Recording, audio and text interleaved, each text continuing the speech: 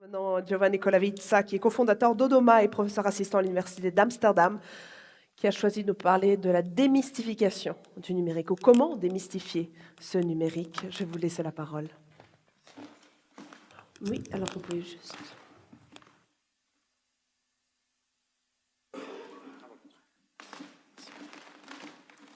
Bonjour, ça marche? Oui, ça marche bien. Alors, bonjour, merci surtout à l'organisation pour l'invitation et aussi cette très belle journée. J'ai appris beaucoup et donc je suis censé essayer de démystifier la transition numérique chez les musées. Et pour une fois, je pense que ça va être relativement facile parce que je vais reprendre plusieurs considérations que les autres intervenants ont fait avant moi. Et donc, ça veut dire, je suis content de ça, parce que ça veut dire qu'il y a une certaine convergence entre nous aujourd'hui. Alors, je commence par quelques considérations générales. Si nous sommes ici aujourd'hui, je pense qu'on est convaincu que le numérique pourrait être une opportunité pour les musées. Il y a vraiment beaucoup de ces opportunités qui arrivent avec le numérique. J'ai juste mis quelques-uns dans la slide, mais pour moi, moi j'ai fait de la recherche et j'enseigne dans le domaine des humanités numériques. Donc nous, vraiment, on commence seulement s'il y a de la numérisation qui a été faite ou du bord digital à disposition. On n'arrive vraiment à rien faire avant. Hein. Donc pour nous, recherche, enseignement, ça commence avec le numérique. C'est très, très, très important d'avoir des musées alliés qui entament cette transition. Mais en plus, je trouve le numérique ça, désormais une nécessité chez les musées. Tout d'abord, il y a beaucoup des objets musées qui ont déjà été dématérialisés, aussi des expériences et de plus en plus des objets qui sont born digital, avec une valeur culturelle. Mais il y a un autre aspect, il y a une forte habitude au numérique chez tout le monde, inclut les visiteurs du musée. Donc cette habitude crée une demande. Et avec cette demande, quelque offre va arriver. Et si ce n'est pas par les musées, c'est peut-être par quelqu'un d'autre. Je vous montre ici deux exemples tirés de l'initiative de Google, Art et Culture. Initiative intéressante de numérisation massive d'objets chez plus ou moins tous les musées dans le monde presque, qui sont après mis à disposition avec des expériences, des applications qui imitent, même identiques aux autres applications qu'on connaît très bien de Google. Donc Google Street View, on peut se promener dans un musée, ou liste de résultats comme Google Search. Donc on a plus ou moins tout, n'importe quoi, mis ensemble dans cette liste plate de résultats où les objets sont donnés complètement hors de leur contexte muséal. Donc il y a une opportunité, il y a une nécessité du numérique, mais il y a aussi des offres qui arrivent pas par les musées avec certaines conséquences. Et troisièmement, je trouve nécessité du numérique, on l'a vu très bien avec le Covid. Je reprends ici quelques considérations par une très intéressant rapport, étude du réseau des organisations muséales européennes. Je suggère de lire, c'est très, très riche, où ils ont trouvé, qu'est-ce qu'on connaît déjà bien, presque tous les musées ont commencé ou augmenté une offre numérique pendant le Covid, mais il y a aussi des défis, il y a des problèmes, surtout chez les musées de petite et moyenne taille, pour améliorer cette offre et la pérenniser. Donc, le numérique comme opportunité, le numérique comme nécessité, aussi le défi du numérique. Je pense que là, on a vraiment entendu plusieurs choses aujourd'hui, donc je ne vais pas passer beaucoup de temps, mais le numérique, ce n'est pas bon marché, pas du tout. Ça coûte cher. Les compétences sont difficiles à trouver et difficiles à intégrer dans l'équipe. De nouveau, on a eu des considérations intéressantes là-dessus ce matin. Et aussi la grande question pour moi de la pérennisation. Donc le numérique, le numériser sur la longue durée. Aussi au niveau technique, mais pas seulement. Ça, c'est une question toujours ouverte, je trouve. Et alors, comment est-ce qu'on peut entamer une transition numérique réussie? Je vais vous proposer de commencer par trois questions que je pense qu'il faut se poser dans le bon ordre. Les questions sont pourquoi numériser, tout d'abord. Après, qu'est-ce qu'on souhaite numériser, qu'est-ce qu'il faut numériser. Et troisièmement, comment numériser. Donc la technologie, si on veut, arrive troisième, arrive dernière. Et souvent, je vois dans mes expériences professionnelles que les questions se posaient à l'inverse. On commence par une technologie, on commence par quelque chose d'intéressant, un outil qui vient de sortir. On a envie de l'utiliser, on commence à faire de l'expérience numérique avec, mais il n'y a pas vraiment une stratégie derrière, il n'y a pas vraiment un alignement avec la mission du musée. Alors, pour arriver à une réponse à ces questions, je vous propose aussi trois valeurs très simples qui ont été déjà évoquées aujourd'hui. Pourquoi numériser? Je pense qu'il faut rester fidèle à la mission du musée. Tous les musées ont une mission qui ne change pas avec le numérique. Donc pourquoi pas utiliser la mission toujours comme objectif du musée et aussi dans la numérisation. Qu'est-ce qu'il faut numériser? Je pense que tout le musée doit s'équiper avec une stratégie numérique explicite et organique. Donc pas faire les choses morcellisées. Il faut vraiment être cohérent. Et troisièmement, comment numériser? Donc comment utiliser la technologie? Là, je trouve qu'il faut travailler en réseau. Et mission, stratégie sont des choses partagées par tous les musées, je trouve n'importe quelle taille. Mais le travail en réseau, c'est très très important, essentiel pour les musées de petite et moyenne taille. Donc, je vais commencer à vous donner un exemple tiré de mes expériences par rapport à l'articulation mission et stratégie numérique. Et après, je reviendrai sur la question travail en réseau. Donc, moi, je travaille en partie à Amsterdam. À Amsterdam, j'ai le plaisir de collaborer un peu avec le Rijksmuseum. C'est évidemment un grand musée, hein, c'est peut-être le plus grand musée des Pays-Bas. Et la mission du Rijksmuseum, c'est d'être une sorte de vitrine pour un public national et international. Et le Rijksmuseum a deux ressources, une collection très très riche, surtout sur l'histoire et l'histoire de l'art des Pays-Bas, mais pas seulement, et des compétences scientifiques extrêmement avancées. Quelle est la stratégie numérique du Rijksmuseum? C'est très très simple et s'articule sur trois étapes, sur trois parties. Le point de départ est toujours la collection ou les compétences, voire les ressources du musée. Celles-là sont toujours au centre. Le point d'arrivée est la conversion. Donc, en pratique, amener les visiteurs au musée pour la première fois, deuxième, troisième, etc. Et idéalement, le faire payer le billet aussi. Le numérique est utilisé pour créer des connexions entre la collection et les visiteurs potentiels.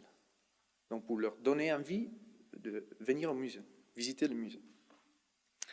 Comment ça marche en pratique? Je prends un exemple qui est en ligne maintenant, vous pouvez même regarder. Première exhibition du Rijksmuseum pour le 2023 va être dédiée à Vermeer, peintre très connu Pays-Bas. Et toute la stratégie numérique du musée maintenant est focalisée sur la promotion de Vermeer 2023. Comment? Le musée a développé sur le temps certaines plateformes, certaines applications pour mettre en pratique sa stratégie numérique. Ici, il y a un exemple. La plateforme s'appelle Histoire.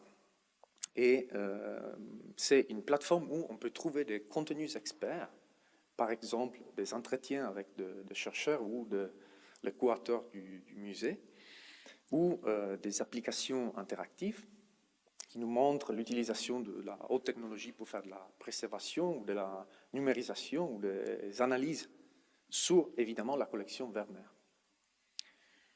Donc, des contenus de haute qualité pour donner envie aux utilisateurs de visiter.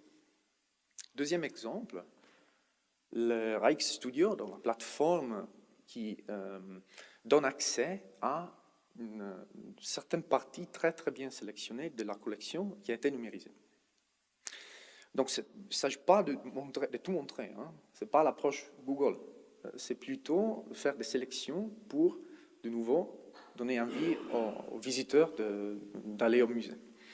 Et là, évidemment, Vermeer est au centre, déjà une année avant l'exhibition.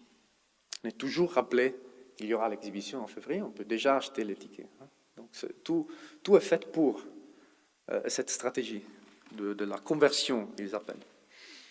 Donc, mission au centre.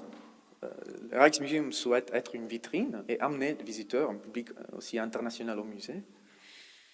Et une stratégie qui s'articule sur collection toujours centrale, créer des connexions et conversion, donc amener les visiteurs au musée. Avec plusieurs moyens qui ont été développés sur le temps, mais toujours, vous voyez, avec cette stratégie comme objectif final. Ok, très bien. Alors, vous pouvez dire, Giovanni, c'est bien, mais ça, c'est un gros musée. Ce n'est pas un petit, moyen musée. Ils ont beaucoup de ressources, c'est vrai. Mais, comme on a été rappelé ce matin, la question de la mission au centre et d'une stratégie numérique bien articulée, ce n'est pas question de la taille du musée. Mais par contre, les petits et moyens musées ont des autres défis, surtout question de coût, des compétences. Donc pour gérer ça, je reviens à la troisième valeur, le travail en réseau. Travailler en réseau, ça veut dire partager toutes ces choses, en positif et en négatif. Et dans mon travail, je trouvais qu'il y a 3 principes qui marchent très bien pour les musées pour travailler en réseau. Ils sont très concrets et je vous le propose. Le premier, j'appelle le cercle vertueux. Ça veut dire être très entreprenante comme musée pour essayer de différentes choses. Mais il faut les essayer à très petite échelle. Il faut les essayer pas en utilisant trop de ressources. Donc on expérimente, on apprend et éventuellement on fait des choix et on va élargir le projet. Donc utilisez beaucoup l'instrument de projet pilote, si on veut. Vous comprenez qu'est-ce que c'est la meilleure approche. Deuxième aspect, c'est un peu technique, hein, on pourrait discuter beaucoup de ça, mais la réutilisation de technologies, software par exemple, outils, et standards ouverts. Donc ça fait quelques ans, une dizaine d'années, une vingtaine d'années, il n'y avait pas vraiment une maturité par rapport à ça. Le software ne marchait pas vraiment, les standards étaient encore en train d'être développés, mais maintenant, ce n'est pas du tout le cas. Non, on a de software, on a des standards, formats donnés, stockage donné, des protocoles, etc., qui sont vraiment prêts pour être mis en production, entre guillemets. Donc il faut les réutiliser, c'est vraiment, ça coûte beaucoup moins. Et troisième aspect, et ça c'est un peu vraiment, on le voit ici aujourd'hui, c'est l'écosystème local. Donc, pas forcément travailler avec Google, peut-être que c'est intéressant aussi, mais il y a plein d'autres musées, écoles, équipes recherche, entreprises, start-up qui sont, je pense, je trouve et j'ai vu, beaucoup plus intéressés à créer des collaborations pour de vrai, sur la longue durée avec les musées. Donc ça, c'est une richesse qui, je trouve, ça fait partie du travail en réseau. Peut-être c'est la côté la plus importante. Et pour conclure, je vous donne encore 2 exemples par rapport à ça que j'ai fait, ou je suis en train de faire professionnellement. Au Royaume-Uni, ça fait quelques ans, on a débuté un réseau. Vraiment, au début, c'était informel, maintenant, c'est devenu quelque chose d'un peu plus organisé, mieux organisé, pour mettre autour de la même table musée et équipe de recherche sur la question intelligence artificielle et sa utilisation pour les arts. Ce n'est pas juste une question musée, hein, c'est aussi une question artiste, par exemple, hein, avec l'art génératif, mais pour les musées, il y a évidemment plein d'opportunités, hein, d'automation, études, préservation et conservation, analyse le flux de visiteurs, etc. Et là, je suis très content ça c'était vraiment au-delà de mes espoirs, parce qu'on a eu beaucoup de succès et on a maintenant des collaborations, de projets de recherche entamés ensemble entre musée et équipe de recherche. Donc il y avait vraiment un besoin par rapport à ça. Et un autre exemple de travail avec l'écosystème local, je travaille aussi au niveau commercial avec une petite agence qui s'appelle Odoma. Et on fait des services liés aux données, traitement de données, intelligence artificielle et interface utilisateur et expérience. Et on travaille beaucoup avec les musées, justement pour les aider avec l'application du cercle vertueux. Donc, petit expériment qui amène à un gros projet. Et la réutilisation de technologies standards ouverts, tout le temps. On vient de la recherche, donc on est habitué à ça, on est habitué à la open science. Et là, c'est un projet avec le musée d'histoire naturelle à Berlin, où on est justement en train de faire ça avant préparation de la numérisation de toute leur collection. Donc, il s'agit vraiment de dizaines de millions d'objets, projet sur plusieurs années. Il faut y aller vraiment prêt. Donc, on est en train de travailler avec eux par rapport à ça. Et ça marche très, très bien. Donc, pour conclure, je résume. Je propose 3 valeurs pour faire la transition numérique.